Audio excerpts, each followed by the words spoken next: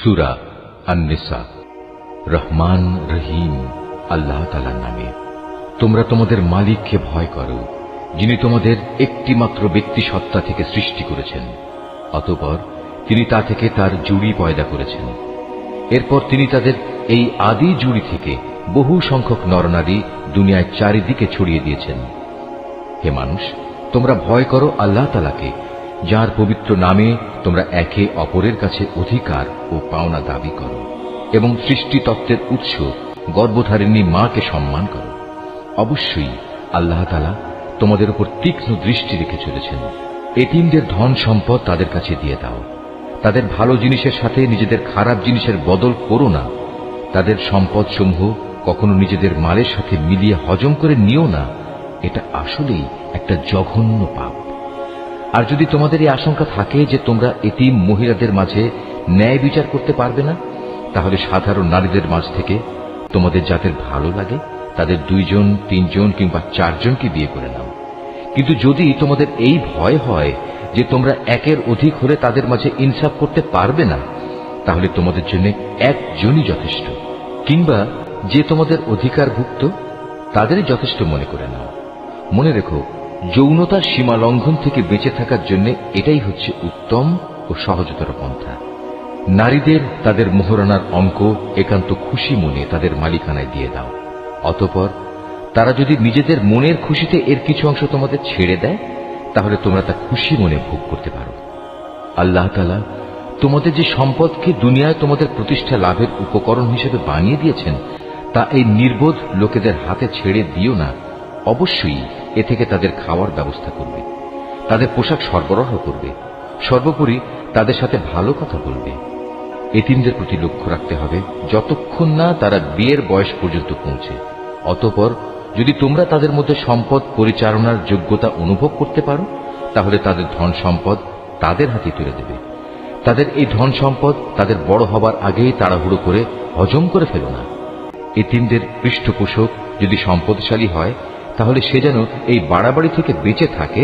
তবে হ্যাঁ, যদি সে পৃষ্ঠপোষক গরিব হয়, তাহলে সমাজের প্রচলিত নিয়ম অনুযায়ী সে যেন তা থেকে নিজের পারিশ্রমিক গ্রহণ করে। যখন তোমরা তাদের ধন সম্পদ তাদের ফিরিয়ে দেবে, তখন তাদের উপর সাক্ষী রেখো, যদিও হিসাব গ্রহণের জন্য আল্লাহ তাআলাই যথেষ্ট। তাদের পিতামাতা ও আত্মীয় স্বজনদের রেখে যাওয়া ধন সম্পদে পুরুষদের যেমন নির্দিষ্ট অংশ রয়েছে, একইভাবে নারীদের জন্য সে সম্পদে নির্দিষ্ট অংশ রয়েছে, যা তাদের পিতামাতা ও আত্মীয় স্বজনরা রেখে গেছে। পরিমাণ অল্প হোক কিংবা বেশি, উভয়ের জন্য এর অংশ নির্দিষ্ট করে দেয়া হয়েছে।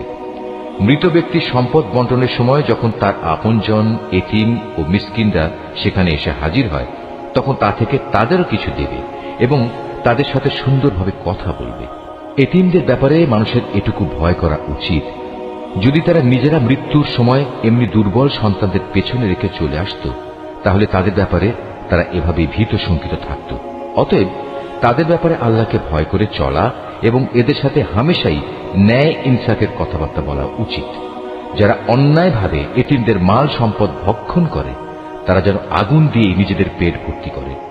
অচিরেই এ লোকগুলো জাহান্নামের আগুনে জ্বলতে থাকবে। আল্লাহ তাআলা তোমাদের উত্তরাধিকারে সন্তানদের সম্পর্কে এ মর্মে তোমাদের জন্য এ বিধান জারি করেছেন যে এক ছেলের অংশ হবে 2 কন্যা সন্তানের মতো। কিন্তু উত্তরাধিকারী কন্যারা যদি 2-এর বেশি হয়, তাহলে তাদের জন্য থাকবে রেখে যাওয়া সম্পত্তির 2/3 আর সে কন্যা সন্তান যদি 1 জন হয়, তাহলে তার অংশ হবে পরিত্যক্ত সম্পত্তির অর্ধেক। মৃত ব্যক্তির সন্তান থাকলে তার পিতামাতা প্রত্যেকের জন্য থাকবে সে সম্পদের 6/1 ভাগ। অপরদিকে মৃত ব্যক্তির যদি কোনো সন্তান না থাকে এবং পিতামাতাই যদি হয় তার একমাত্র উত্তরাধিকারী, তাহলে তার মায়ের অংশ হবে 3/1 ভাগ। যদি মৃত ব্যক্তির কোনো ভাই বোন বেঁচে থাকে, তাহলে তার মায়ের অংশ হবে 6/1 ভাগ। মৃত্যুর আগে সে যে ওসিয়ত করে গেছে এবং তার রেখে যাওয়া ঋণ আদায় করে দেওয়ার পরেই কিন্তু এই সব ভাগ বাটোয়ারা করতে হবে। তোমরা জানো না তোমাদের পিতামাতা ও তোমাদের সন্তান সন্ততির মধ্যে কে তোমাদের জন্য উপকারের দিক থেকে বেশি নিকটবর্তী। অতএব এ হচ্ছে আল্লাহর বিধান। অবশ্যই আল্লাহ তাআলা সকল কিছু সম্পর্কে ওয়াকিবহাল এবং তিনি হচ্ছেন বিজ্ঞ পরম কুশলী। তোমাদের স্ত্রীদের রেখে যাওয়া সম্পত্তিতে তোমাদের অংশ হচ্ছে অর্ধেক, যদি তাদের কোনো সন্তানাদি না থাকে। আর যদি তাদের সন্তান থাকে, তাহলে সে সম্পত্তিতে তোমাদের অংশ হবে 4 ভাগের 1 ভাগ।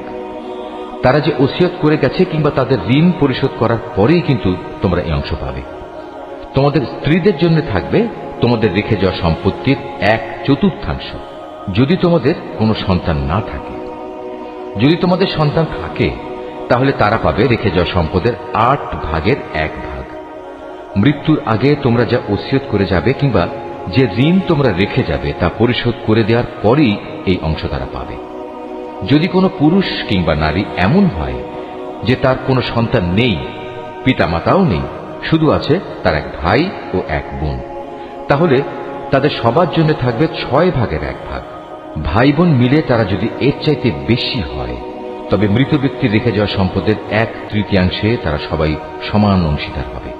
অবশ্য এ সম্পত্তির উপর মৃত ব্যক্তির যা ওসিয়ত করা আছে কিংবা কোনো ঋণ পরিশোধের পরই এ ভাগাভাগি করা যাবে। তবে কখনো উত্তরাধিকারীদের অধিকার পাওয়ার পথে তা যেন ক্ষতিকর হয়ে না দাঁড়ায়, সে কথাও খেয়াল রাখতে হবে।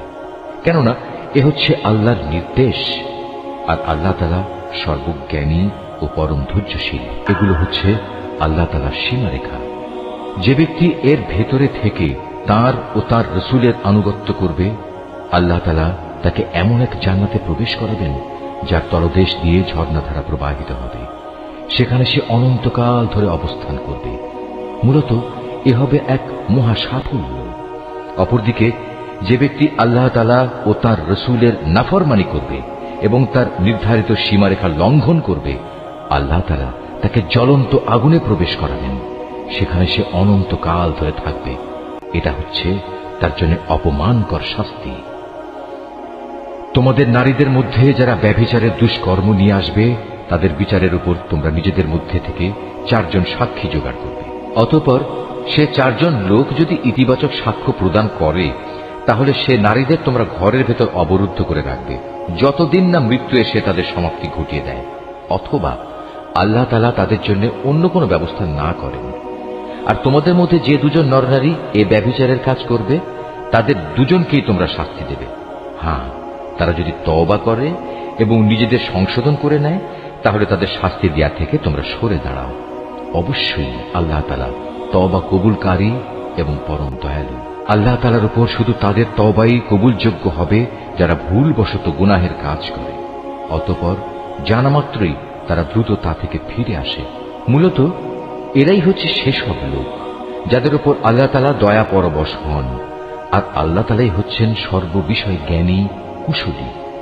আর তাদের জন্য তওবা করার কোনো অবকাশ নেই যারা আজীবন শুধু গুনাহের কাজই করে।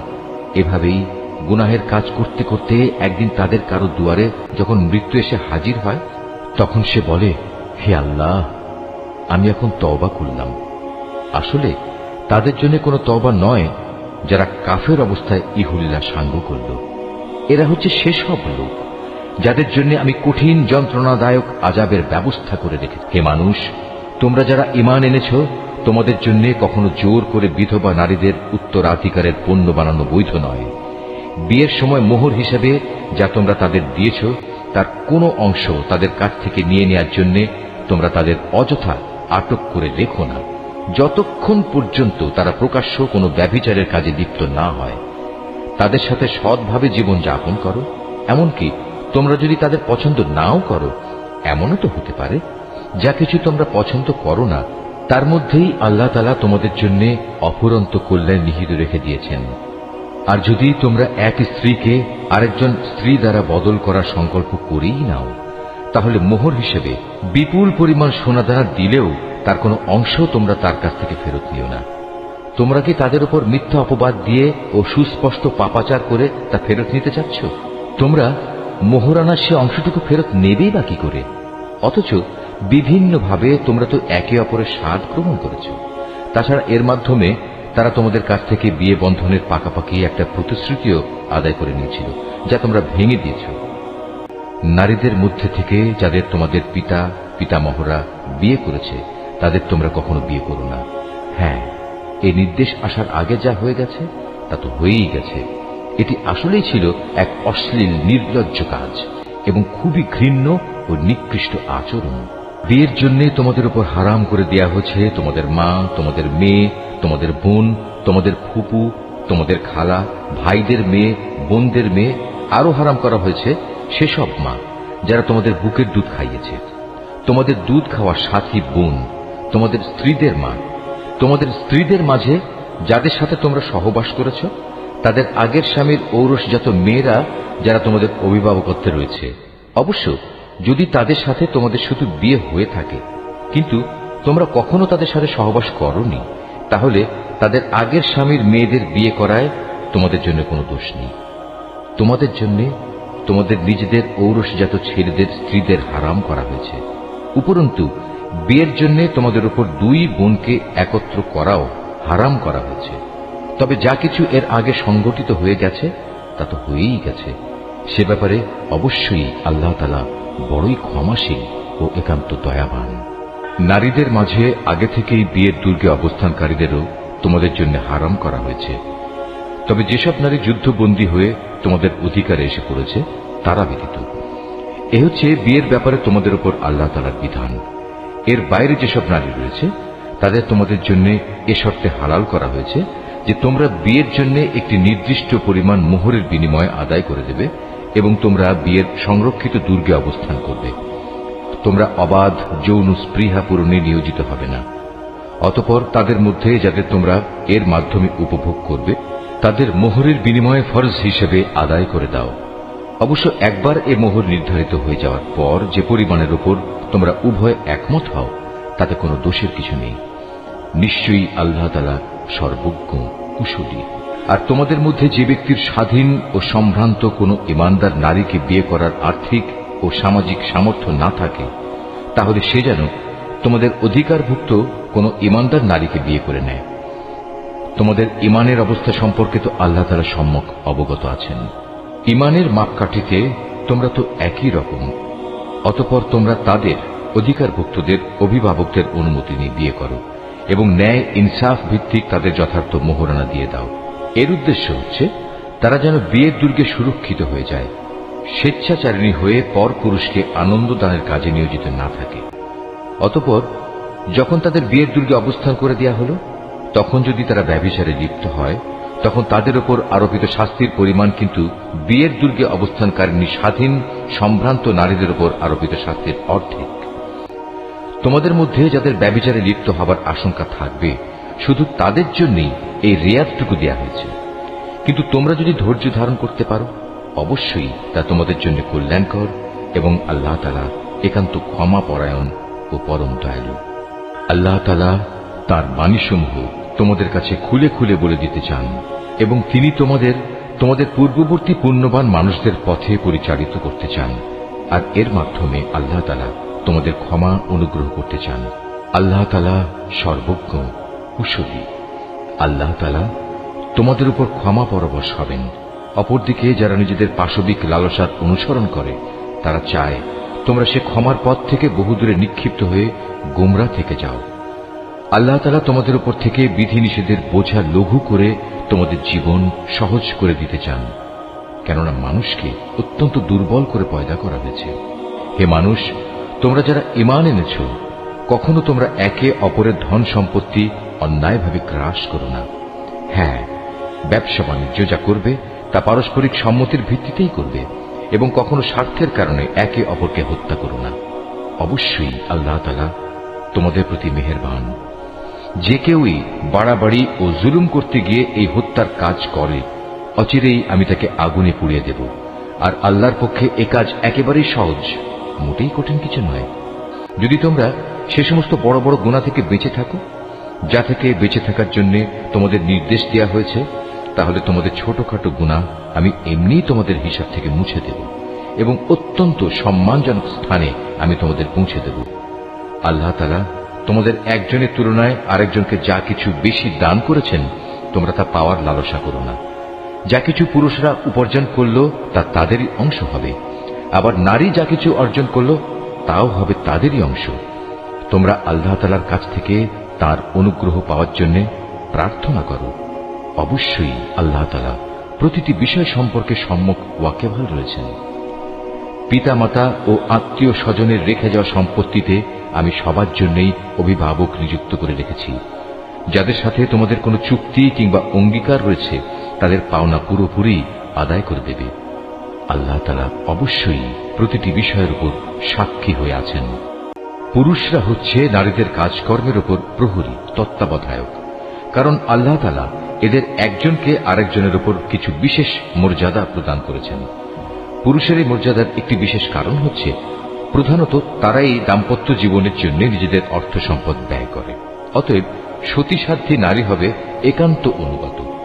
পুরুষদের অনুপস্থিতিতে তারা স্বয়ং আল্লাহর তত্ত্বাবধানে থেকে নিজেদের ইজ্জত, আব্রু ও অন্যান্য সব অদেখা কিছুর রক্ষণাবেক্ষণ করবে। আর যখন কোন নারীর অবাধ্যতার ঔদ্ধত্যের ব্যাপারে তোমরা আশঙ্কা করো, তখন তোমরা তাদের ভালো কথার উপদেশ দাও।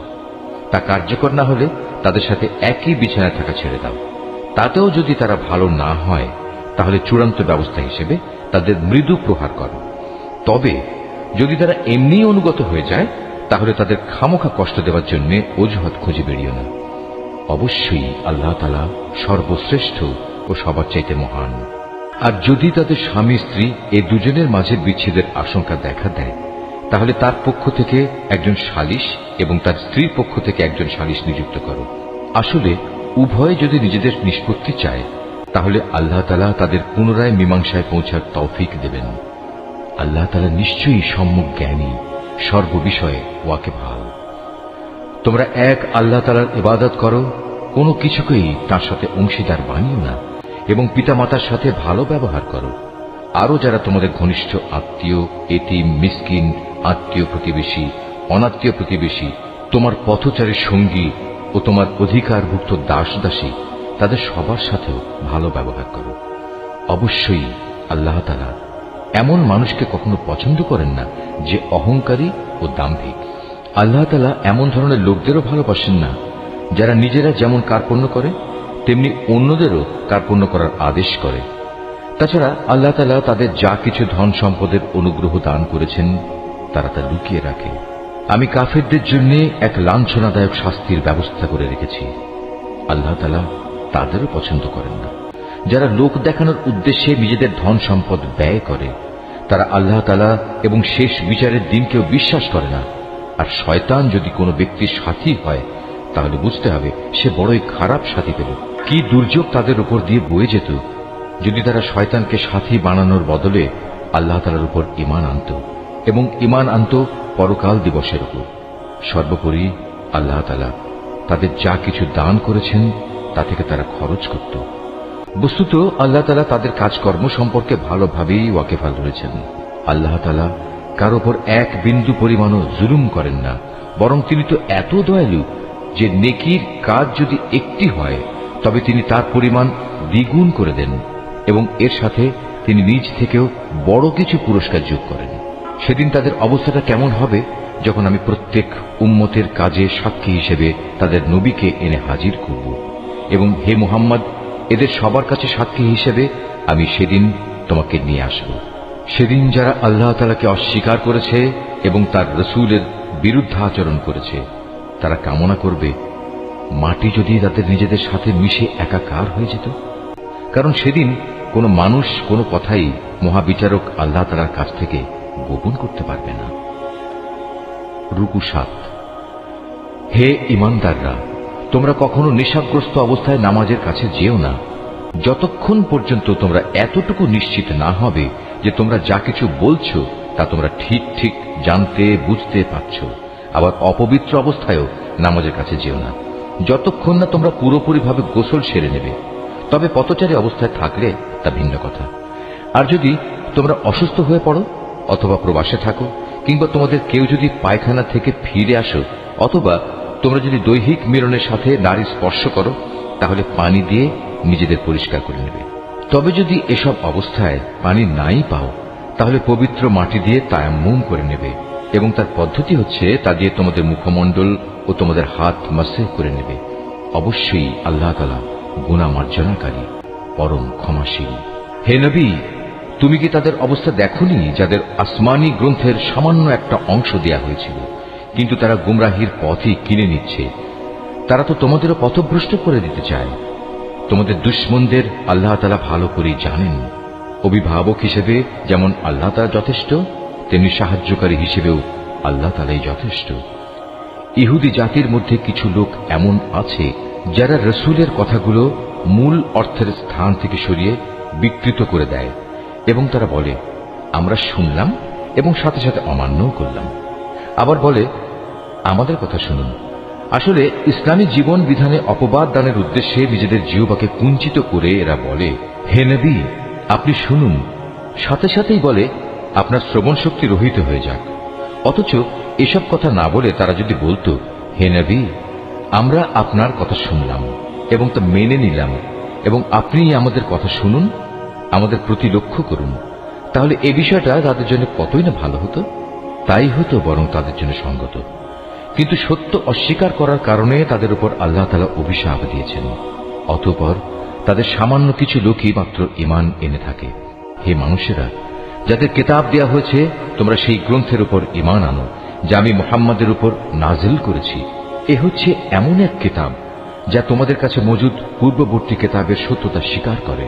ঈমান আনো সে সময় আসার আগে, যখন আমি পাপিষ্ঠদের চেহারাসমূহ বিকৃত করে তাকে উল্টো দিকে ঘুরিয়ে দেব, অথবা ইহুদিদের পবিত্র দিন শনিবারের অবমাননাকারীদের প্রতি আমি যেভাবে অভিশাপ নাজিল করেছি, তেমনি কোন বড় বিপর্যয় আসার আগেই ঈমান আনো। আর আল্লাহ তাআলার হুকুম সে তো অবধারিত। নিঃসন্দেহে আল্লাহ তাআলা কখনো সে গুনাহ মাফ করবেন না যেখানে তার সাথে কাউকে শরীক করা হয়। এছাড়া অন্য সব গুনাহ তিনি যাকে ইচ্ছা ক্ষমা করে দেন। যে ব্যক্তি আল্লাহর সাথে কাউকে অংশীদার বানালো, সে সত্যি একটা বড় ধরনের মিথ্যা রচনা করল এবং একটা মহা পাপে নিজেকে জড়ালো। হে নবী, তুমি কি তাদের অবস্থা দেখোনি যারা নিজেদের খুব পবিত্র মনে করে, অথচ আল্লাহ তাআলা যাকে ইচ্ছা তাকেই পবিত্র করেন, এবং যারা অপবিত্র তাদের উপর এক বিন্দু পরিমাণও জুলুম করা হবে না। এদের প্রতি তাকিয়ে দেখো কিভাবে এরা আল্লাহ তাআলা সম্পর্কে মিথ্যা অপবাদ রটিয়ে যাচ্ছে। প্রকাশ্য গুনাহ হিসাবে এটাই তো এদের জন্য যথেষ্ট। তুমি কি তাদের অবস্থা দেখোনি যাদের আল্লাহ তাআলার কিতাবের কিছু অংশ দান করা হয়েছিল? তারা আস্তে আস্তে নানা ধরনের ভিত্তিহীন অমূলক জাদুমন্ত্র জাতীয় জিনিস ও বহুতর মিথ্যা মাবুদের উপর ঈমান আনতে শুরু করল, এবং কাফেরদের সম্পর্কে তারা বলতে লাগল, ঈমানদারদের তুলনায় এরাই তো সঠিক পথের উপর রয়েছে। এরাই হচ্ছে সেই হতভাগ্য মানুষগুলো যাদের উপর আল্লাহ তাআলা অভিসম্পাত করেছেন। আর আল্লাহ তাআলা যার উপর অভিশাপ পাঠান তার জন্য তুমি কোনো সাহায্যকারী পাবে না। অথবা এরা কি মনে করে যে তাদের ভাগে রাজত্ব ও প্রাচুর্য সংক্রান্ত কিছু বরাদ্দ করা আছে? যদি সত্যি সত্যি তেমন কিছু এদের দেয়া হতো, তাহলে এরা তো খেজুর পাতার একটি ঝিল্লিও কাউকে দিতে চাইত না। অথবা এরা কি অন্যান্য মানব সন্তানদের ব্যাপারে হিংসা বিদ্বেষ পোষণ করে, যাদের আল্লাহ তাআলা নিজস্ব ভান্ডার থেকে জ্ঞান, কৌশল ও রাজনৈতিক ক্ষমতা দান করেছেন? অথচ আমি তো ইব্রাহিমের বংশধরদেরও আমার গ্রন্থ ও সেই গ্রন্থলব্ধ জ্ঞান বিজ্ঞান দান করেছিলাম। এর সাথে আমি তাদের এক বিশাল পরিমাণ রাজত্বও দান করেছিলাম। কিন্তু তাদের মধ্যে অল্প কিছু লোকই তার উপর ঈমান এনেছে, আবার কেউ কেউ তার থেকে মুখ ফিরিয়ে নিয়েছে। এদের পুড়িয়ে দেওয়ার জন্য জাহান্নামী যথেষ্ট। যারা আমার আয়াতসমূহ অস্বীকার করেছে তাদের আমি অচিরেই জাহান্নামের আগুনে পুড়িয়ে দেব। অতঃপর পুড়ে যখন তাদের দেহের চামড়া গলে যাবে, তখন আমি তার বদলে নতুন চামড়া বানিয়ে দেব, যাতে করে তারা আযাব ভোগ করতে পারে। অবশ্যই আল্লাহ তাআলা মহাপরাক্রমশালী, বিজ্ঞ, কুশলী। যারা আমার আয়াতসমূহ বিশ্বাস করেছে এবং ভালো কাজ করেছে, তাদের অচিরেই আমি এমন এক জান্নাতে প্রবেশ করাবো যার পাদদেশ দিয়ে ঝর্ণাধারা প্রবাহিত হবে। সেখানে তারা থাকবে চিরকাল। তাদের জন্য থাকবে পূত পবিত্র সঙ্গী ও সঙ্গিনীরা। সর্বোপরি আমি তাদের এক চিরস্নিগ্ধ ছায়ায় প্রবেশ করিয়ে দেব। হে ঈমানদার ব্যক্তিরা, আল্লাহ তাআলা তোমাদের নির্দেশ দিচ্ছেন, তোমরা আমানতসমূহ তাদের যথার্থ মালিকের কাছে সোপর্দ করে দেবে। আর যখন মানুষের মাঝে কোনো কিছুর ব্যাপারে তোমরা বিচার ফয়সালা করো, তখন তা ন্যায় ও ইনসাফের ভিত্তিতে করবে। আল্লাহ তাআলা তোমাদের যা কিছু উপদেশ দেন তা সত্যিই সুন্দর। আল্লাহ তাআলা সবকিছু দেখেন এবং শোনেন। হে ঈমানদার মানুষেরা, তোমরা আল্লাহর আনুগত্য করো তার রসূলের এবং সেসব লোকদের যারা তোমাদের মাঝে বিশেষভাবে দায়িত্বপ্রাপ্ত। অতঃপর তোমাদের মাঝে যদি কোনো ব্যাপারে মতবিরোধের সৃষ্টি হয়, তাহলে সেই বিষয়টি ফয়সালার জন্য আল্লাহ তাআলা ও তার রসুলের দিকে ফিরিয়ে নিয়ে যাও। যদি তোমরা সত্যিকার অর্থে আল্লাহর উপর এবং শেষ বিচারে দিনের উপর ঈমান এনে থাকো, তাহলে এই পদ্ধতি হবে তোমাদের বিরোধ মীমাংসার সর্বোৎকৃষ্ট উপায়, এবং বিরোধপূর্ণ বিষয়সমূহের ব্যাখ্যার দিক থেকেও এটি হচ্ছে উত্তম পন্থা। হে নবী, তুমি কি তাদের অবস্থা দেখোনি যারা মনে করে তারা সে বিষয়ের উপর ঈমান এনেছে যা তোমার কাছে পাঠানো হয়েছে, এবং সে কিতাবের উপর ঈমান এনেছে যা তোমার আগে নাজিল করা হয়েছে, কিন্তু ফয়সালার সময় আমার কিতাবের বদলে এরা মিথ্যা মাবুদদের কাছ থেকে ফয়সালা পেতে চায়। অথচ এদের নির্দেশ দেওয়া হয়েছিল তারা এসব মিথ্যা মাবুদদের অস্বীকার করবে। আসল কথা হচ্ছে, শয়তান এদের সত্য থেকে অনেক দূরে সরিয়ে নিয়ে যেতে চায়। এদের যখন বলা হয় আল্লাহ তাআলা তাঁর রসুলের উপর যা কিছু নাজিল করেছেন তোমরা তার দিকে ফিরে এসো, তখন তুমি এই মুনাফিকদের দেখবে এরা তোমার কাছ থেকে একে একে মুখ ফিরিয়ে দূরে সরে যাচ্ছে। অতঃপর তাদের কৃতকর্মের কারণে যখন তাদের উপর কোনো বিপদ মুসিবত এসে পড়ে, তখন এদের অবস্থাটা কি হয় দেখেছ? তারা তখন সবাই তোমার কাছে ছুটে আসে এবং আল্লাহর নামের কসম করে তোমাকে বলে, আমরা তো কল্যাণ ও সম্প্রীতি ছাড়া আর কিছুই চাইনি। এদের মনের ভেতর কি অভিসন্ধি লুকিয়ে আছে তা আল্লাহ তাআলা ভালো করে জানেন। তাই তুমি এদের এড়িয়ে চলো। তুমি এদের ভালো উপদেশ দাও এমন সব কথায় যা তাদের অন্তর ছুঁয়ে যায়।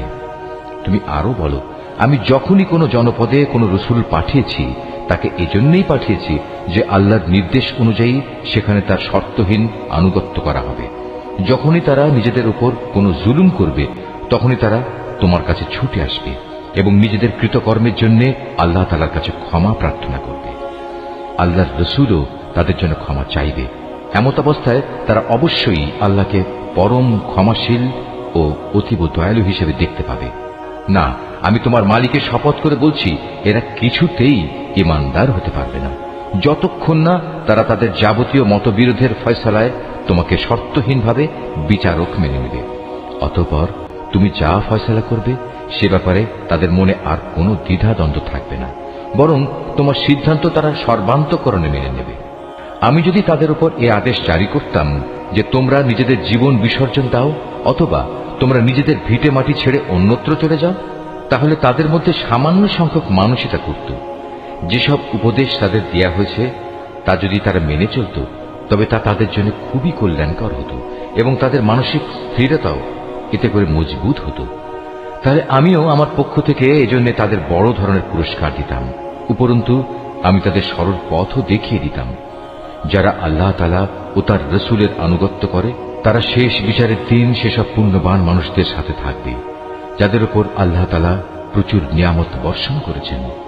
এরা হচ্ছে নবী রসুল যারা হেদায়েতের সত্যতা স্বীকার করেছে, আল্লাহর পথে জীবন উৎসর্গকারী শহীদ ও অন্যান্য নেককার মানুষ সাথী হিসাবে এরা সত্যি উত্তম।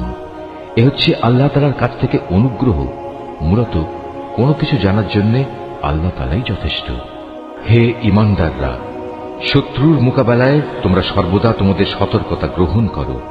অতঃপর হয় দলে দলে বিভক্ত হবে কিংবা একসঙ্গে শত্রুর মোকাবেলা করো। তোমাদের মধ্যে অবশ্যই এমন মুনাফিক লোক থাকবে যে যুদ্ধের ব্যাপারে গড়িমসি করবে। তোমাদের উপর কোনো বিপদ মুসিবত এলে সে বলবে, আল্লাহ তাআলা সত্যিই আমার উপর বড় অনুগ্রহ করেছেন, কেননা আমি সে সময় তাদের সাথে ছিলাম না। আর যদি তোমাদের উপর আল্লাহ তাআলার পক্ষ থেকে বিজয়ের অনুগ্রহ আসে তখন সে এমনভাবে বলে যেন তার সাথে তোমাদের কোন রকম বন্ধুত্বই ছিল না। সে তখন আরো বলে, কতই না ভালো হতো যদি আমি তাদের সাথে থাকতাম, তাহলে আজ আমিও অনেক বড় সফলতা অর্জন করতে পারতাম। যেসব মানুষ পরকালের বিনিময়ে এ পার্থিব জীবন ও তার সুখ স্বাচ্ছন্দ্য বিক্রি করে দিয়েছে সেসব মানুষের উচিত আল্লাহ তাআলার পথে লড়াই করা। কারণ যে আল্লাহর পথে লড়াই করবে সে এ পথে জীবন বিলিয়ে দেবে কিংবা সে বিজয় লাভ করবে। অচিরেই আমি তাকে এই উভয় অবস্থার জন্যই বিরাট পুরস্কার দেব। তোমাদের একই হয়েছে, তোমরা আল্লাহর পথে সেসব অসহায় নরনারী ও দুস্থ শিশু সন্তানদের বাঁচাবার জন্য লড়াই করো না যারা নির্যাতনে কাতর হয়ে ফরিয়াদ করছে। হে আমাদের মালিক, আমাদের এই জালেমদের জনপদ থেকে বের করে অন্য কোথাও নিয়ে যাও। অতঃপর তুমি আমাদের জন্য তোমার কাছ থেকে একজন অভিভাবক পাঠিয়ে দাও, তোমার কাছ থেকে আমাদের জন্য একজন সাহায্যকারী পাঠাও। যারা আল্লাহ তাআলা ও তার রাসূলের উপর ঈমান এনেছে তারা সর্বদা আল্লাহর পথে যুদ্ধ করে, আর যারা আল্লাহ তাআলাকে অস্বীকার করেছে তারা লড়াই করে মিথ্যা মাবুদদের সপক্ষে। অতএব তোমরা যুদ্ধ করো শয়তান ও তার চেলা চামুন্ডাদের বিরুদ্ধে। তোমরা সাহস হারিও না, কারণ শয়তানের ষড়যন্ত্র খুবই দুর্বল। হে নবী, তুমি কি তাদের অবস্থা দেখোনি যাদের প্রথম দিকে যখন বলা হয়েছিল তোমরা আপাতত লড়াই থেকে নিজেদের হাত গুটিয়ে রাখো, এখন নামাজ প্রতিষ্ঠা করো এবং যাকাত প্রদান করো। তখন তারা জিহাদের জন্য অস্থির হয়ে পড়েছিল, অথচ যখন পরবর্তী সময়ে তাদের উপর সত্যি সত্যের লড়াই হুকুম নাজিল করা হলো তখন এদের একদল লোক তো প্রতিপক্ষের মানুষদের এমন ভাবে ভয় করতে শুরু করলো যেমনি ভয় শুধু আল্লাহ তাআলাকেই করা উচিত, ক্ষেত্র বিশেষে তার চাইতেও বেশি। তারা আরো বলতে শুরু করলো, হে আমাদের মালিক, তুমি আমাদের উপর যুদ্ধের এ হুকুম এত তাড়াতাড়ি জারি করতে গেলে কেন? কত ভালো হতো যদি তুমি আমাদের সামান্য কিছুটা অবকাশ দিতে। হে নবী, তুমি বলো, দুনিয়ার এ ভোগ সামগ্রী অত্যন্ত সামান্য। যে ব্যক্তি আল্লাহ তাআলাকে ভয় করে তার জন্য পরকাল অনেক উত্তম, আর সেই পরকালে তোমাদের উপর কণা মাত্র অবিচার করা হবে না। তোমরা যেখানেই থাকো না কেন মৃত্যু এসে তোমাদের নাগাল পাবেই। এমনকি তোমরা যদি কোনো মজবুত দুর্গেও থাকো সেখানেও মৃত্যু এসে হাজির হবে। এদের অবস্থা হচ্ছে, যখন কোনো কল্যাণ তাদের স্পর্শ করে তখন তারা বলে, হ্যাঁ, এ তো আল্লাহর পক্ষ থেকেই এসেছে। অপরদিকে যখন তাদের কোনো ক্ষতি ও অকল্যাণ স্পর্শ করে তখন তারা বলে, এসব তো এসেছে তোমার কাছ থেকে। তুমি তাদের বলে দাও, কল্যাণ অকল্যাণ সব কিছুই তো আসে আল্লাহর পক্ষ থেকে। এই জাতির হয়েছে কি? এরা মনে হয় কথাটি বুঝতেই চায় না। যে কল্যাণই তুমি লাভ করো না কেন মনে রেখো তা আল্লাহর পক্ষ থেকেই আসে, আর যেটুকু অকল্যাণ তোমার উপর আসে তা আসে তোমার নিজের কর্মদোষের কারণে। আমি তোমাকে মানুষদের জন্য রাসূল বানিয়ে পাঠিয়েছি, আর সাক্ষী হিসেবে তো আল্লাহ তাআলাই যথেষ্ট। যে ব্যক্তি রাসূলের আনুগত্য করে সে যেন আল্লাহরই আনুগত্য করে, আর যে ব্যক্তি তার আনুগত্য থেকে মুখ ফিরিয়ে নেয় তাদের উপর মনে রেখো আমি তোমাকে প্রহরী বানিয়ে পাঠাইনি। তারা মুখে মুখে বলে, আমরা তোমার আনুগত্য স্বীকার করি, কিন্তু তারা যখন তোমার কাছ থেকে দূরে সরে যায় তখন তাদের একদল লোক রাতের অন্ধকার সময়ে একত্রিত হয়ে ঠিক তুমি যা বলো তার বিরুদ্ধেই সলা পরামর্শ করে বেড়ায়। তারা রাতের বেলায় যা কিছু করে আল্লাহ তাআলা সেসব কর্মকাণ্ডগুলো ঠিক মতোই লিখে রাখছেন। অতএব তুমি এদের উপেক্ষা করে চলো এবং সর্ববিষয়ে শুধু আল্লাহ তাআলার উপরে ভরসা রাখো। অভিভাবক হিসেবে তো আল্লাহ তাআলাই যথেষ্ট। এরা কি কোরআন ও তার সূত্র নিয়ে চিন্তা গবেষণা করে না? এই গ্রন্থটা যদি আল্লাহ তাআলা ছাড়া অন্য কারো কাছ থেকে আসত তাহলে তাতে অবশ্যই তারা অনেক গরমিল দেখতে পেত। এদের কাছে যখনই নিরাপত্তা কিংবা ভয়ের কোনো খবর আসে তখন সত্য মিথ্যা না জেনেই এরা তা প্রচার করে বেড়ায়। অথচ তারা যদি এ জাতীয় খবর আল্লাহর রাসূল এবং তাদের দায়িত্বপ্রাপ্ত ব্যক্তিকে জানিয়ে দিত তাহলে এমন সব লোকেরা তা জানতে পারত যারা তাদের মধ্যে থেকে সেই খবরের যথার্থতা যাচাই করতে পারত। যদি তোমাদের উপর আল্লাহর অনুগ্রহ না থাকত তাহলে এ প্রচারণার ফলে হাতে গোনা কিছু লোক ছাড়া তোমাদের অধিকাংশ লোকই শয়তানের অনুসারী হয়ে যেত। অতএব হে নবী, তুমি আল্লাহর পথে লড়াই করো, কেননা তোমাকে শুধু তোমার কাজকর্মের জন্যই দায়ী করা হবে এবং তুমি তোমার সাথী মোমেনদের আল্লাহ তাআলার পথে লড়াই করতে উদ্বুদ্ধ করতে থাকো। আল্লাহ তাআলা হয়তো অচিরেই এ কাফেরদের শক্তি চূর্ণ বিচূর্ণ করে দেবেন, কারণ আল্লাহ তাআলা শক্তিতে প্রবলতর, আবার শাস্তি দানেও তিনি কঠোরতর। যদি তার জন্য কোনো ব্যক্তি কোনো ভালো কাজে সুপারিশ করে তাহলে তাতে অবশ্যই তার অংশ থাকবে, আবার যে ব্যক্তি কোনো অন্যায় কাজের ব্যাপারে সুপারিশ করবে তাহলে তার সৃষ্ট অকল্যাণেও তার সমপরিমাণ অংশ থাকবে। আল্লাহ তাআলাই তোমাদের সব ধরনের কাজের একক নিয়ন্ত্রণকারী। যখন তোমাদের সালাম দ্বারা অভিবাদন জানানো হয় তখন তোমরা তার চাইতেও উত্তম পন্থায় তার জবাব দাও। উত্তম ভাবে না হলেও কমপক্ষে যতটুকু সে দিয়েছে ততটুকুই ফেরত দাও। অবশ্যই আল্লাহ তাআলা সব কিছুর পুঙ্খানুপুঙ্খ হিসাব রাখেন। আল্লাহ তাআলা এক মহান সত্তা, তিনি ছাড়া দ্বিতীয় কোনো মাবুদ নেই। অবশ্যই তিনি তোমাদের কিয়ামতের দিন এক জায়গায় জড়ো করবেন। সেদিনের ব্যাপারে কোনো রকম সন্দেহ নেই। আর এমন কে আছে যে আল্লাহ তাআলার চাইতে বেশি সত্য কথা বলতে পারে? এ কি হলো তোমাদের? তোমরা মুনাফিকদের ব্যাপারে দুদলে বিভক্ত হয়ে গেলে, বিশেষ করে যখন স্বয়ং আল্লাহ তাআলাই তাদের কৃতকর্মের জন্য তাদের উপর অভিশাপ নাজিল করেছেন। আল্লাহ তাআলা যাদের পথভ্রষ্ট করে দিয়েছেন, তোমরা কি তাদের সঠিক পথে আনতে চাও? বস্তুত আল্লাহ তাআলা যাকে পথভ্রষ্ট করেন তার জন্য তুমি কোনো পথে খুঁজে পাবে না। তারা তো এটাই কামনা করে যে তারা যেভাবে কুফরি করেছে তোমরাও তেমনি কুফরি করো, তাহলে তোমরা উভয়ে একই রকম হয়ে যেতে পারো। কাজেই তুমি তাদের মধ্যে থেকে কাউকেও নিজের বন্ধুরূপে গ্রহণ করো না, যতক্ষণ না তারা আল্লাহ তাআলার পথে নিজেদের ভিটে মাটি ছেড়ে ঈমানের প্রমাণ না দেবে। আর যদি তারা হিজরতের এই কাজটি না করে, তাহলে তোমরা তাদের যেখানেই পাবে গ্রেফতার করবে এবং যুদ্ধরত শত্রুদের সহযোগিতা করার জন্য তাদের হত্যা করবে। আর কোনো অবস্থায় তাদের মধ্যে থেকে কাউকে তোমরা বন্ধু ও সাহায্যকারী হিসেবে গ্রহণ করো না। অবশ্য তাদের কথা আলাদা, যারা তোমাদের সাথে চুক্তিবদ্ধ কোনো একটি সম্প্রদায়ের সাথে এসে মিলিত হবে। আবার তাদের ব্যাপারও নয়, যারা তোমাদের সামনে এমন মানসিক অবস্থা নিয়ে আসে যে মূলত তাদের অন্তর তোমাদের সাথে যেমনি লড়াই করতে বাধা দেয়, তেমনি নিজেদের জাতির বিরুদ্ধেও তাদের লড়াই করতে বাধা দেয়। অপরদিকে আল্লাহ তাআলা যদি চাইতেন, তিনি তোমাদের উপর এদের ক্ষমতাবান করে দিতে পারতেন। তেমন অবস্থায় তারা অবশ্যই তোমাদের সাথে লড়াই করত। অতএব এরা যদি তোমাদের কাছ থেকে আলাদা হয়ে যায়, ময়দানের লড়াই থেকে বিরত থাকে এবং তোমাদের কাছে শান্তি ও সন্ধির প্রস্তাব পাঠায়, তাহলে তাদের বিরুদ্ধে অভিযানের কোনো পন্থাই আল্লাহ তাআলা তোমাদের জন্য উন্মুক্ত রাখেননি। এই মুনাফিকদের মাঝে তোমরা এমন আরেক দল পাবে যারা তোমাদের দিক থেকে যেমন শান্তি ও নিরাপত্তা পেতে চায়, তেমনি তারা তাদের নিজেদের জাতির কাছ থেকেও নিরাপত্তা ও নিশ্চয়তা পেতে চায়।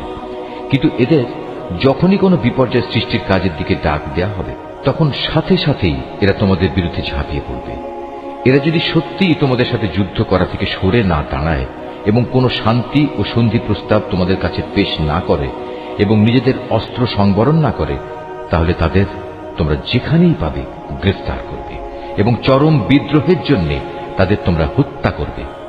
মূলত এরাই হচ্ছে সেসব লোক যাদের উপর আমি তোমাদের সুস্পষ্ট ক্ষমতা দান করেছি।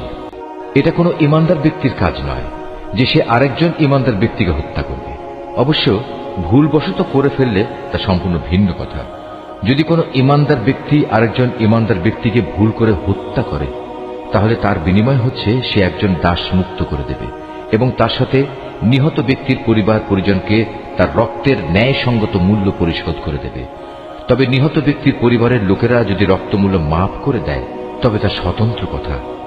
এই নিহত ইমানদার ব্যক্তি যদি এমন কোন জাতির বা গোত্রের লোক হয় যারা তোমাদের শত্রু, তাহলে তার বিনিময় হবে শুধু একজন মোমেন দাসের মুক্তি। অপরদিকে নিহত ব্যক্তি যদি এমন এক সম্প্রদায়ের কেউ হয়ে থাকে যাদের সাথে তোমাদের কোনো সন্ধি চুক্তি বলবৎ আছে, তবে তার রক্তের মূল্য আদায় করা ও একজন ইমানদার দাসের মুক্তিও অপরিহার্য। যে ব্যক্তি মুক্ত করার জন্য কোনো দাস পাবে না, তার বিধান হচ্ছে ক্রমাগত 2 মাসের রোজা রাখা। এ হচ্ছে আল্লাহ তাআলার পক্ষ থেকে মানুষের তওবা কবুল করানোর ব্যবস্থা মাত্র। বস্তুত আল্লাহ তাআলা সর্বজ্ঞ, কুশলী। যে ব্যক্তি ইচ্ছাকৃতভাবে কোনো ইমানদার ব্যক্তিকে হত্যা করবে, তার শাস্তি হচ্ছে জাহান্নাম। সেখানে সে অনন্তকাল ধরে পড়ে থাকবে। আল্লাহ তাআলা তার উপর ভয়ানক রুষ্ট, তাকে তিনি লানত দেন। আল্লাহ তাআলা তার জন্য যন্ত্রণাদায়ক আযাব প্রস্তুত করে রেখেছেন। হে ইমানদার ব্যক্তিরা, তোমরা যখন আল্লাহ তাআলার পথে জিহাদের রাস্তায় বের হবে, তখন বিচার বুদ্ধি প্রয়োগ করবে। কোন ব্যক্তি কিংবা সম্প্রদায় যখন তোমাদের সামনে শান্তি ও সন্ধির প্রস্তাব পেশ করে, তখন কিছু বৈষয়িক ধন সম্পদের প্রত্যাশায় তাকে তোমরা বলো না যে না, তুমি ইমানদার নও। আসলে আল্লাহ তাআলার কাছে অনায়াসলভ্য সম্পদ প্রচুর রয়েছে, সম্পদের প্রচুর ভান্ডার পড়ে আছে। আগে তোমরাও ছিলে এমনি, অতঃপর আল্লাহ তাআলা তোমাদের উপর অনুগ্রহ করেছেন। কাজেই তোমরা বিষয়টি যাচাই বাছাই করে নিও। তোমরা যা কিছুই করো, আল্লাহ তাআলা সে ব্যাপারে সম্যক অবগত আছেন। মোমেনদের মাঝে যারা কোন রকম শারীরিক পঙ্গুত্ব ও অক্ষমতা না থাকা সত্ত্বেও বসে থেকেছে, আর যারা নিজেদের জান ও মাল দিয়ে আল্লাহ তাআলার পথে জিহাদে অবতীর্ণ হয়েছে, এরা উভয়ে কখনো সমান নয়। ঘরে বসে থাকা লোকদের তুলনায় ময়দানের মুজাহিদদের, যারা নিজেদের জান মাল দিয়ে আল্লাহ তাআলার পথে জিহাদ করেছে, আল্লাহ তাআলা তাদের উঁচু মর্যাদা দান করেছেন। জিহাদ তখনও ফরজ ঘোষিত না হওয়ায় এদের সবার জন্য আল্লাহ তাআলা উত্তম পুরস্কারের ওয়াদা করেছেন। কিন্তু এটা ঠিক, আল্লাহ তাআলা ঘরে বসে থাকা লোকদের উপর সংগ্রামরত ময়দানের মুজাহিদদের অনেক শ্রেষ্ঠত্ব দান করেছেন। এই মর্যাদা দেয়া হয়েছে স্বয়ং আল্লাহ তাআলার পক্ষ থেকেই। এর সাথে রয়েছে তার ক্ষমা ও দয়া। মূলত আল্লাহ তাআলা বড় ক্ষমাশীল ও অতীব দয়ালু।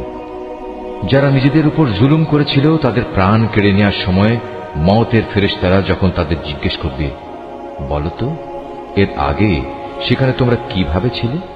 তারা বলবে, আমরা দুনিয়ায় দুর্বল ও অক্ষম ছিলাম। ফেরেশতারা বলবে, কেন তোমাদের জন্য আল্লাহর এই জমিন কি প্রশস্ত ছিল না? তোমরা ইচ্ছে করলে যেখানে চলে যেতে পারতে। আসলে এরা হচ্ছে অপরাধী। এরা হচ্ছে সেসব লোক যাদের আবাসস্থল হচ্ছে জাহান্নাম, আর তা কত নিকৃষ্টতম আবাস। তবে সেসব নারী পুরুষ ও শিশু সন্তান যাদের হিজরত করার মতো শারীরিক শক্তি ছিল না, কোথাও যাওয়ার কোনো উপকরণ ছিল না, তাদের কথা আলাদা। এরা হচ্ছে সেসব মানুষ আল্লাহ তাআলা সম্ভবত যাদের মাফ করে দেবেন। অবশ্যই আল্লাহ তাআলা গুনাহ মোচনকারী ও পরম ক্ষমাশীল। আর যে কেউই আল্লাহ তাআলার পথে হিজরত করবে সে অচিরেই আল্লাহ তাআলার জমিনে প্রশস্ত জায়গা ও অগণিত ধন সম্পদ পেয়ে যাবে। যখন কোনো ব্যক্তি আল্লাহ তাআলা ও তার রসুলের উদ্দেশ্যে হিজরত করার জন্য নিজ বাড়ি থেকে বের হয় এবং এমতাবস্থায় মৃত্যু এসে তাকে গ্রাস করে নেয়, তাহলে তার সে অপূর্ণ হিজরতের পুরস্কার দেওয়ার দায়িত্ব আল্লাহ তাআলার উপর। আল্লাহ তাআলা বড় ক্ষমাশীল ও পরম দয়ালু। তোমরা যখন সফরে বের হবে তখন তোমাদের যদি এই আশঙ্কা থাকে যে কাফেররা নামাজের সময় আক্রমণ করে তোমাদের বিপদগ্রস্ত করে ফেলবে, তাহলে সে অবস্থায় তোমরা যদি তোমাদের নামাজ সংক্ষিপ্ত করে নাও তাতে তোমাদের কোনোই দোষ নেই। নিঃসন্দেহে কাফেররা হচ্ছে তোমাদের প্রকাশ্যতম দুশমন। হে নবী, তুমি যখন মুসলমানদের মাঝে অবস্থান করবে এবং যুদ্ধাবস্থায় যখন তুমি তাদের ইমামতির জন্য নামাজে দাঁড়াবে, তখন যেন তাদের একদল লোক তোমার সাথে নামাজে দাঁড়ায় এবং তারা যেন তাদের অস্ত্র সাথে নিয়ে সতর্ক থাকে। অতঃপর তারা যখন নামাজের সিজদা সম্পন্ন করে নেবে তখন তারা তোমাদের পেছনে থাকবে। দ্বিতীয় দল যারা নামাজ তখনও পড়েনি তারা তোমার সাথে এসে নামাজ আদায় করবে, কিন্তু সর্বাবস্থায় তারা যেন সতর্কতা অবলম্বন করে এবং সশস্ত্র অবস্থায় থাকে। কারণ কাফেররা তো এই সুযোগটুকুই চায় যে যদি তোমরা তোমাদের মাল সামানা ও অস্ত্রশস্ত্র সম্পর্কে একটু অসাবধান হয়ে যাও, যাতে তারা তোমাদের উপর আকস্মিকভাবে ঝাঁপিয়ে পড়তে পারে। অবশ্য অতিরিক্ত বৃষ্টি বাদলের জন্য যদি তোমাদের কষ্ট হয় কিংবা শারীরিকভাবে তোমরা যদি অসুস্থ হও, তাহলে কিছুক্ষণের জন্য তোমরা অস্ত্র রেখে দিতে পারো। কিন্তু অস্ত্র রেখে দিলেও তোমরা কিন্তু নিজেদের সাবধানতা বজায় রাখবে। অবশ্যই আল্লাহ তাআলা কাফেরদের জন্য এক অপমানকর আযাব নির্দিষ্ট করে রেখেছেন। অতঃপর তোমরা যখন নামাজ শেষ করে নেবে তখন দাঁড়িয়ে, বসে এবং শুয়ে তথা সর্বাবস্থায় আল্লাহ তাআলাকে স্মরণ করতে থাকবে। এরপর যখন তোমরা পুরোপুরি স্বস্তি বোধ করবে তখন যথারীতি নামাজ আদায় করবে। অবশ্যই নামাজ ঈমানদারদের উপর সুনির্দিষ্ট সময়ের সাথেই ফরজ করা হয়েছে। কোন শত্রু দলের পেছনে ধাওয়া করার সময় তোমরা বিন্দু মাত্র মনোবল হারিও না। তোমরা যদি কষ্ট পেয়ে থাকো তাহলে জেনে রেখো তারাও তো তোমাদের মতো কষ্ট পাচ্ছে, কিন্তু তোমরা আল্লাহ তাআলার কাছ থেকে যে জান্নাত আশা করো তারা তো তা করে না। নিশ্চয়ই আল্লাহ তাআলা সর্বজ্ঞ, কুশলী। অবশ্যই আমি সত্য দ্বীনের সাথে তোমার উপর এই গ্রন্থ নাজিল করেছি, যাতে করে আল্লাহ তাআলা তোমাকে যা জ্ঞানের আলো দেখিয়েছেন তার আলোকে তুমি মানুষদের বিচার মীমাংসা করতে পারো। তবে বিচার ফয়সালার সময় তুমি কখনো বিশ্বাসঘাতকদের পক্ষে তর্ক করো না। তুমি আল্লাহ তাআলার কাছে ক্ষমা প্রার্থনা করো। অবশ্যই আল্লাহ তাআলা বড় ক্ষমাশীল ও পরম দয়ালু। যারা নিজেদের সাথে বিশ্বাসঘাতকতা করে তুমি কখনো এমন সব লোকের পক্ষে কথা বলো না, কেননা আল্লাহ তাআলা এই পাপিষ্ঠ বিশ্বাসঘাতকদের কখনো পছন্দ করেন না। এরা মানুষদের কাছ থেকে নিজেদের কর্ম লুকিয়ে রাখতে চায়, কিন্তু আল্লাহ তাআলার কাছ থেকে তারা কিছুই লুকোতে পারবে না। আল্লাহ তাআলা তো হচ্ছেন সেই মহান সত্তা যিনি রাতের অন্ধকারে তিনি যেসব কথা বা কাজ পছন্দ করেন না এমন সব বিষয়ে যখন এরা সলা পরামর্শ করে তখনও তিনি তাদের সাথেই থাকেন। এরা যা কিছু করে তা সম্পূর্ণ আল্লাহ তাআলার জ্ঞানের পরিধির আওতাধীন। হ্যাঁ, এরাই হচ্ছে সেসব লোক যাদের সঠিক ঘটনা না জানার কারণে দুনিয়ার জীবনে তোমরা যাদের পক্ষে তর্ক করেছ, কিন্তু কিয়ামতের দিনে আল্লাহ তাআলার সামনে কে তাদের পক্ষে কথা বলবে, কিংবা সেদিন কে তাদের উপর অভিভাবক হবে? যে ব্যক্তি গুনাহের কাজ করে অথবা গুনাহ করে নিজের উপর নিজেই অবিচার করে, অতঃপর এজন্য যখন সে আল্লাহ তাআলার কাছে ক্ষমা প্রার্থনা করে, তখন সে অবশ্যই আল্লাহ তাআলাকে পরম ক্ষমাশীল ও অতীব দয়ালু হিসাবে পাবে। যে ব্যক্তি কোনো গুনাহের কাজ করল, সে কিন্তু এর দ্বারা নিজেই নিজের ক্ষতি সাধন করল। আল্লাহ তাআলা সবকিছুই জানেন, তিনি কুশলী। যে ব্যক্তি একটি অন্যায় কিংবা পাপ কাজ করল, কিন্তু সে দোষ চাপিয়ে দিল একজন নির্দোষ ব্যক্তির ওপর, এ কাজের ফলে সে প্রকারান্তরে সাংঘাতিক একটা অপবাদ ও জঘন্য গুনাহের বোঝা নিজের ঘাড়ে উঠিয়ে নিল। এ পরিস্থিতিতে যদি তোমার উপর আল্লাহ তাআলার অনুগ্রহ ও দয়া না থাকত, তাহলে এদের একদল লোক তো তোমাকে প্রায় ভুল পথে পরিচালিত করেই ফেলেছিল। যদিও তারা এই আচরণ দিয়ে তাদের নিজেদের ছাড়া অন্য কাউকেই পথভ্রষ্ট করতে পারছিল না। অবশ্য তাদের এই প্রতারণামূলক কাজ দ্বারা তারা তোমার কোনোই ক্ষতি সাধন করতে সক্ষম হতো না, কারণ আল্লাহ তাআলা তাঁর গ্রন্থ ও সে গ্রন্থলব্ধ কলা কৌশল তোমার উপর নাযিল করেছেন, এবং তিনি তোমাকে এমন সব কিছুর জ্ঞান শিক্ষা দিয়েছেন যা আগে তোমার জানা ছিল না। তোমার উপর আল্লাহ তাআলার অনুগ্রহ ছিল অনেক বড়। এদের অধিকাংশ গোপন সলা পরামর্শের ভেতরই কোনো কল্যাণ নিহিত নেই। তবে যদি কেউ এর দ্বারা কাউকে কোনো দান খয়রাত, সৎ কাজ ও অন্য মানুষের মাঝে শান্তি ও সম্প্রীতি স্থাপনের আদেশ দেয়, তা ভিন্ন কথা। আর আল্লাহ তাআলার সন্তুষ্টি অর্জনের লক্ষ্যে যদি কেউ এসব কাজ করে, তাহলে অতি শীঘ্রই আমি তাকে মহা পুরস্কার দেব। আবার যে ব্যক্তি তার কাছে প্রকৃত সত্য স্পষ্ট হয়ে যাওয়ার পর রসুলের বিরুদ্ধে আচরণ করবে এবং ইমানদারদের পথ ছেড়ে বেঈমান লোকদের নিয়ম নীতির অনুসরণ করবে, তাকে আমি সেদিকেই পরিচালিত করব যেদিকে সে চলতে চেয়েছে। এর শাস্তি হিসেবে তাকে আমি জাহান্নামের আগুনে পুড়িয়ে দেব, আর তা কত নিকৃষ্ট আবাসস্থল। আল্লাহ তাআলা এ বিষয়টি ক্ষমা করবেন না যে তার সাথে কোন রকম শরীক করা হবে। এছাড়া অন্য সকল গুনাহ তিনি যাকে ইচ্ছা করেন তাকে ক্ষমা করে দিতে পারেন। তাই যে ব্যক্তি আল্লাহ তাআলার সাথে কাউকে শরীক করল, সে মূলত চরমভাবে গোমরাহ হয়ে গেল। আল্লাহকে ছাড়া এরা কাকে ডাকে? ডাকে নিকৃষ্ট দেবীকে কিংবা কোনো বিদ্রোহী শয়তানকে। তার উপর আল্লাহ তাআলা অভিশাপ বর্ষণ করেছেন, কারণ সে আল্লাহকে চ্যালেঞ্জ দিয়ে বলেছিল, আমি তোমার বান্দাদের এক অংশকে নিজের দলে শামিল করেই ছাড়ব।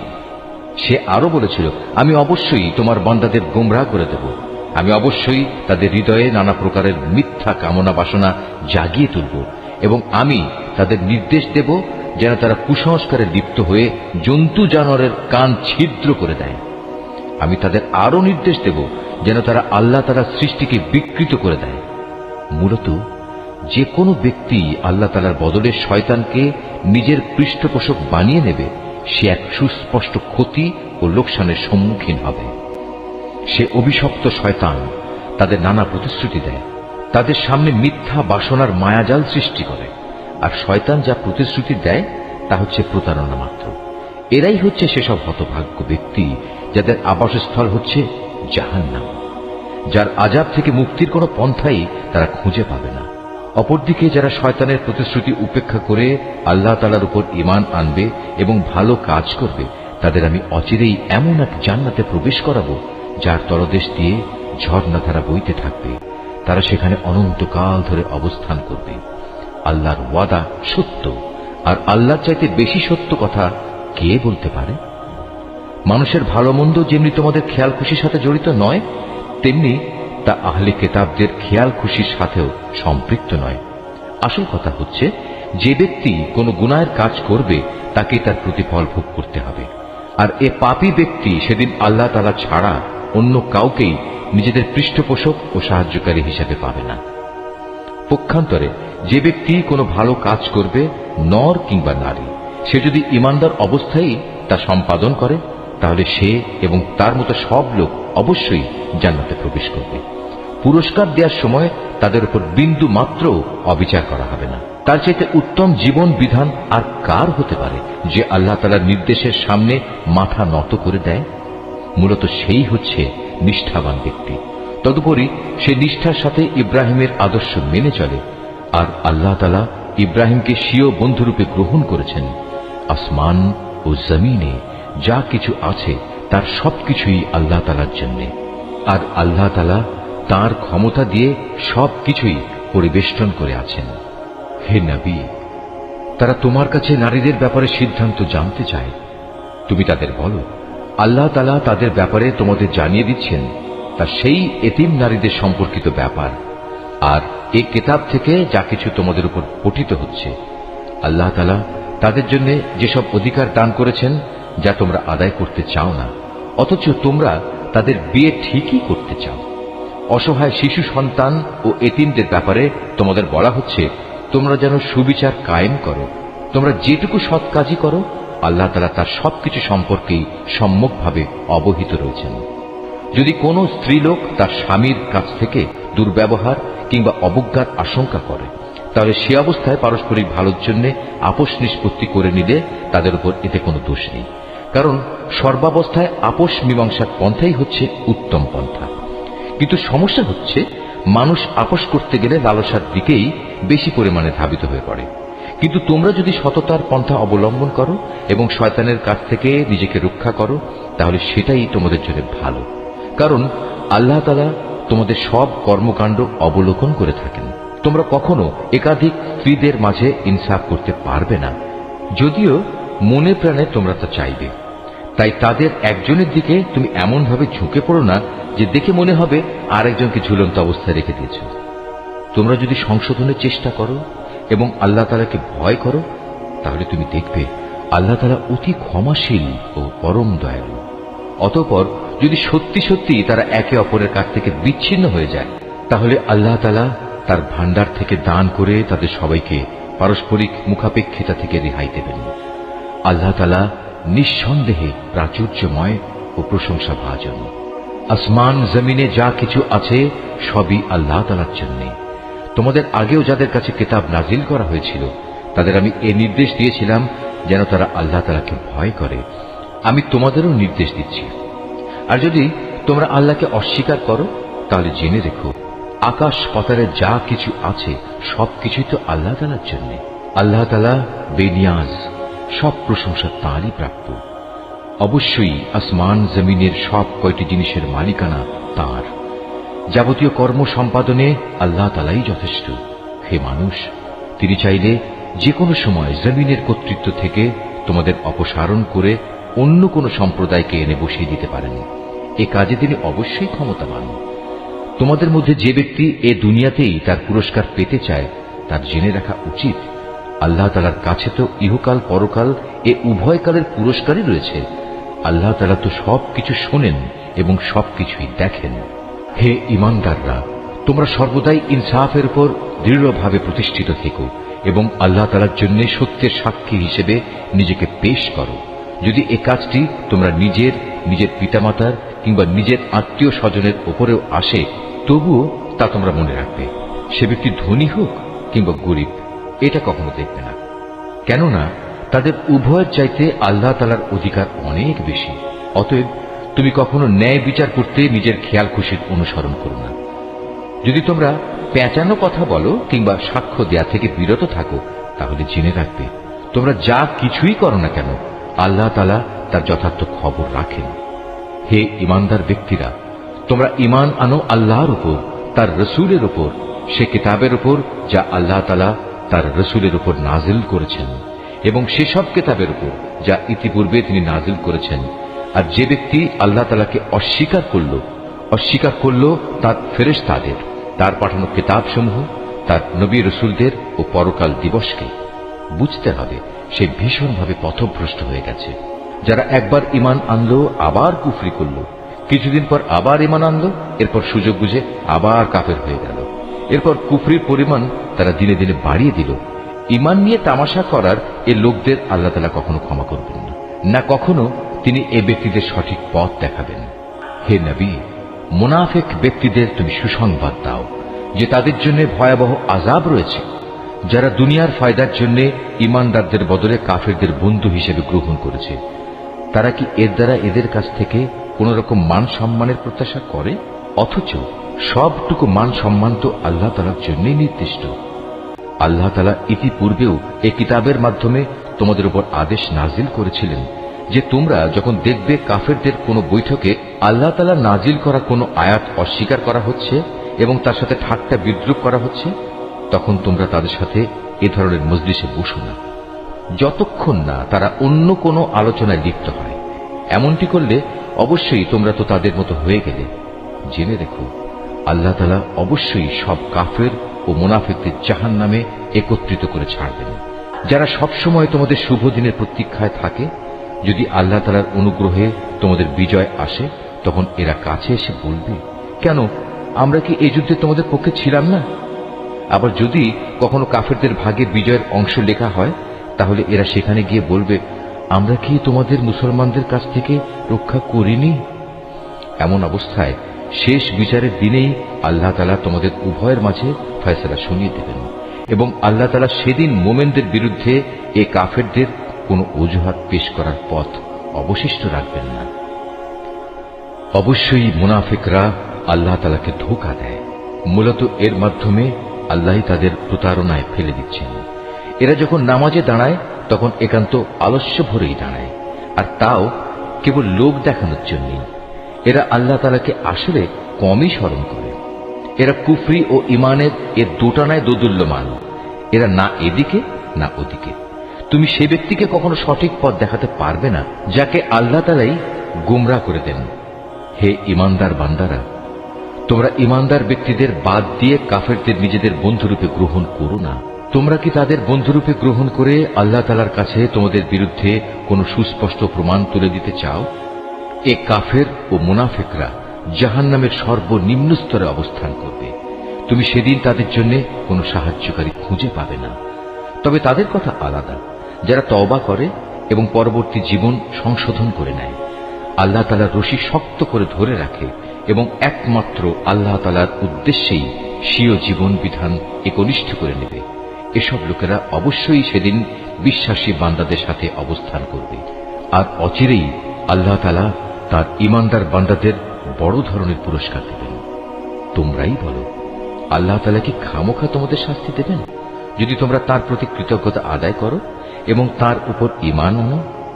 বস্তুত আল্লাহ তাআলা হচ্ছেন সর্বোচ্চ পুরস্কার দাতা, সম্যক ওয়াকিবহাল।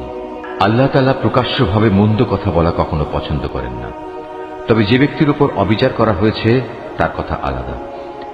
আল্লাহ তাআলা ভালোভাবে শোনেন এবং জানেন।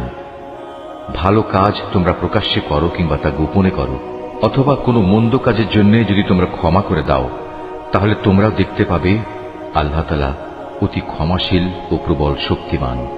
যারা আল্লাহ তাআলা ও তার রসুলদের অবিশ্বাস করে এবং আল্লাহ তাআলা ও রসুলদের মাঝে এই বলে একটা পার্থক্য করতে চায় যে আমরা রসুলদের কয়েকজনকে স্বীকার করি আবার কয়েকজনকে অস্বীকার করি, এর দ্বারা আসলে এরা নিজেদের জন্য একটা মাঝামাঝি রাস্তা বের করে নিতে চায়। এরাই হচ্ছে সত্যিকারের কাফের। আর আমি এ কাফেরদের জন্যই নির্দিষ্ট করে রেখেছি এক চরম লাঞ্ছনাদায়ক শাস্তি। অপরদিকে যারা আল্লাহ তাআলা ও তার রসুলের উপর ঈমান আনে এবং তার পাঠানো নবী রসুলদের একজনের সাথে আরেকজনের কোন রকম পার্থক্য করে না, এরাই হচ্ছে সেসব লোক যাদের তিনি অচিরেই অনেক পুরস্কার দান করবেন। প্রকৃতপক্ষে আল্লাহ তাআলা অত্যন্ত ক্ষমাশীল ও মহাদয়ালু। আহলে কিতাবের লোকেরা তোমার কাছে চায় তুমি যেন আসমান থেকে তাদের জন্য কোনো কিতাব নাজিল করো। এরা তো মুসার কাছে এর চাইতে বড় রকমের দাবি পেশ করেছিল। তখন তারা বলেছিল, হে মুসা, তুমি স্বয়ং আল্লাহ তাআলাকেই আমাদের প্রকাশ্যভাবে দেখিয়ে দাও। অতঃপর তাদের এই বাড়াবাড়ির জন্য তাদের উপর প্রচন্ড বজ্রপাত এসে নিপতিত হয়েছে এবং এ সম্পর্কিত সুস্পষ্ট প্রমাণসমূহ তাদের কাছে আসার পরেও তারা গোবাছুরকে উপাস্য হিসেবে গ্রহণ করেছে। অতঃপর আমি তাদের এ অপরাধ ক্ষমা করে দিলাম এবং আমি মুসাকে স্পষ্ট প্রমাণসহ কিতাব দান করলাম। এদের ওপর তুর পাহাড়কে উঠিয়ে উঁচু করে ধরে আমি এদের কাছ থেকে আনুগত্যের প্রতিশ্রুতি আদায় করেছিলাম।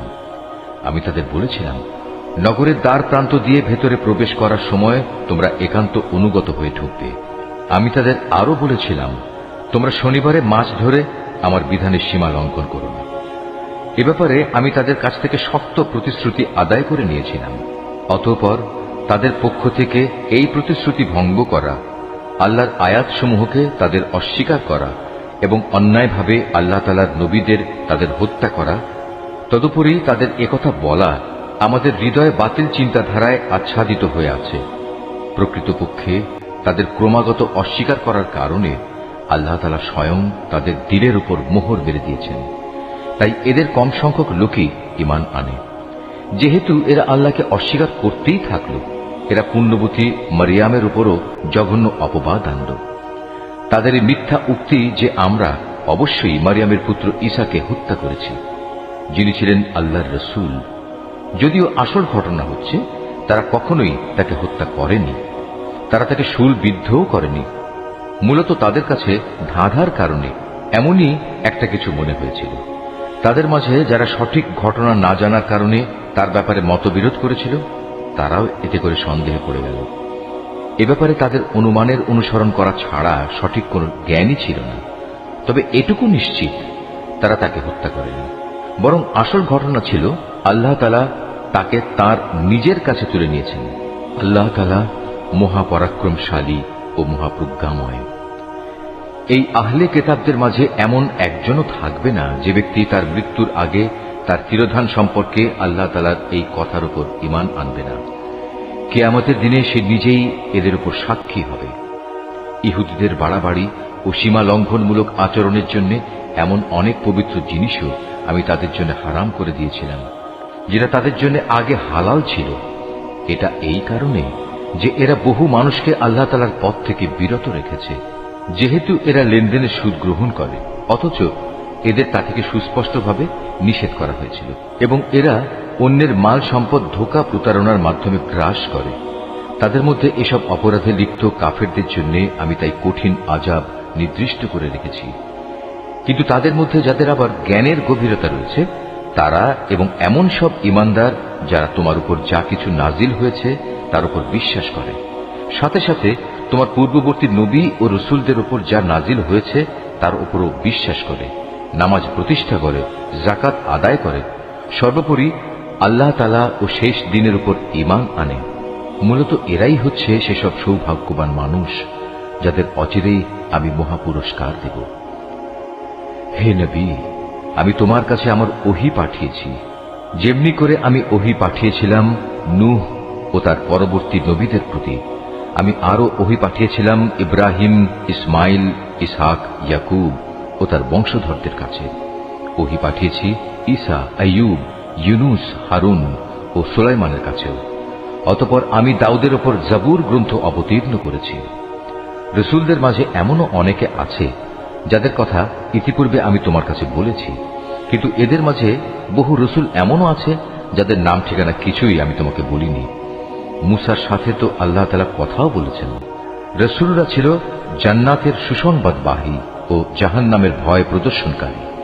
তাদের এজন্যই পাঠানো হয়েছিল যাতে করে রসুলদের আগমনের পর আল্লাহ তাআলার উপর মানব জাতির কোনো অজুহাত খাড়া করার সুযোগ না থাকে।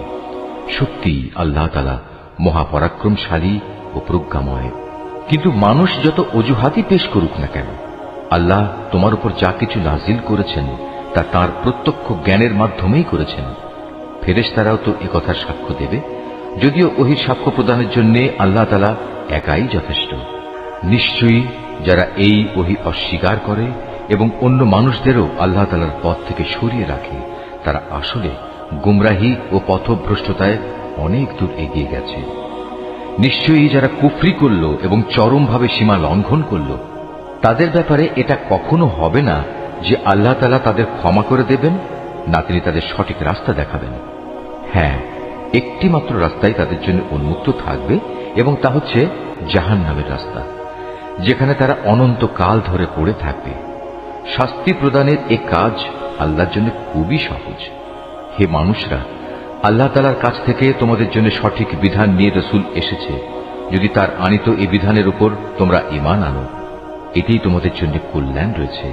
আর তোমরা যদি তা মেনে নিতে অস্বীকার করো, তাহলে জেনে রেখো এই আসমান জমিনের সর্বত্র যেখানে যা কিছু আছে তার সবকিছুই আল্লাহ তাআলার জন্য, এবং আল্লাহ তাআলা সর্বজ্ঞ, কুশলী।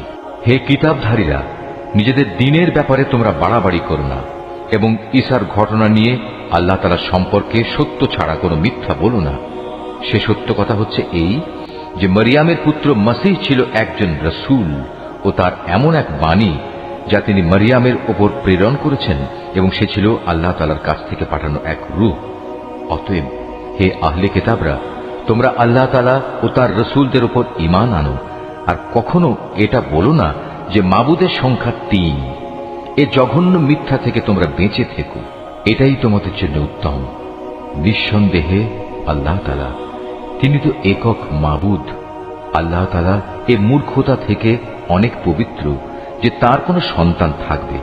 এই আকাশ ও ভূমণ্ডলের সব কিছুর মালিকানাই তো তাঁর, আর অভিভাবক হিসেবে আল্লাহ তাআলা যথেষ্ট। ঈসা মসিহ কখনো এতে বিন্দু মাত্র নিজেকে হেয় মনে করেননি যে সে নিজে আল্লাহ তাআলার বান্দা। আল্লাহ তাআলার একান্ত ঘনিষ্ঠ ফেরেশতারাও একে লজ্জাকর মনে করেননি।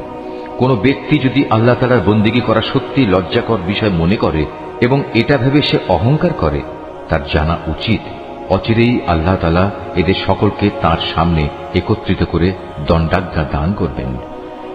যেসব মানুষ আল্লাহ তাআলার উপর ঈমান এনেছে এবং ভালো কাজ করেছে, সেদিন তিনি তাদের এর জন্য পুরোপুরি পুরস্কার দেবেন। আল্লাহ তাআলা তাঁর একান্ত অনুগ্রহ থেকে তাদের পাওনা আরো বাড়িয়ে দেবেন। অপরদিকে যারা আল্লাহ তাআলার বিধান মেনে নেয়া লজ্জাজনক কিছু মনে করল এবং অহংকার করল, তাদের সবাইকেই আল্লাহ তাআলা কঠোর শাস্তি দান করবেন। সেদিন তারা আল্লাহকে ছাড়া দ্বিতীয় কোনো অভিভাবক ও সাহায্যকারী পাবে না। হে মানুষ, তোমাদের মালিকের কাছ থেকে তোমাদের কাছে একটি উজ্জ্বল প্রমাণ এসেছে এবং আমি তোমাদের কাছে উজ্জ্বল জ্যোতি নাজিল করেছি। অতঃপর যারা সে জ্যোতি দিয়ে ঈমান আনল এবং তাকে শক্ত করে আঁকড়ে ধরল, আল্লাহ তাআলা তাদের অচিরেই তার অফুরন্ত দয়া ও অনুগ্রহে জান্নাতে প্রবেশ করাবেন এবং তাদের তিনি সঠিক পথে পরিচালিত করবেন। হে নবী, তারা তোমার কাছে বিভিন্ন বিষয়ে ফতোয়া জানতে চায়। তুমি বলো, আল্লাহ তাআলা সে ব্যক্তির উত্তরাধিকার সংক্রান্ত ব্যাপারে তোমাদের তার সিদ্ধান্ত জানাচ্ছেন, যার মাতা পিতা কেউই নেই, আবার তার নিজেরও কোনো সন্তান নেই। এ ধরনের কোনো ব্যক্তি যদি মারা যায় এবং সে ব্যক্তি যদি সন্তানহীন হয় এবং তার একটি বোন থাকে, তাহলে সে বোনটি সে মৃত ব্যক্তির পরিত্যক্ত সম্পত্তির অর্ধাংশের মালিক হবে। অপরদিকে সে যদি নিঃসন্তান হয়, তাহলে সে তার বোনের সম্পত্তির উত্তরাধিকারী হবে। আবার যদি তারা দুজন হয়, তাহলে তারা দুই বোন সেই পরিত্যক্ত সম্পত্তির 3 ভাগের 2 ভাগ অংশের মালিক হবে। যদি সে ভাই বোনেরা কয়েকজন হয়, তাহলে মেয়েদের অংশ 1 ভাগ ও পুরুষদের অংশ 2 ভাগ হবে। আল্লাহ তাআলা উত্তরাধিকারের এ আইন কানুন অত্যন্ত সুস্পষ্টভাবে তোমাদের জন্য বলে দিয়েছেন, যাতে করে মানুষের উদ্ভাবিত বন্টন পদ্ধতিতে তোমরা বিভ্রান্ত হয়ে না পড়ো।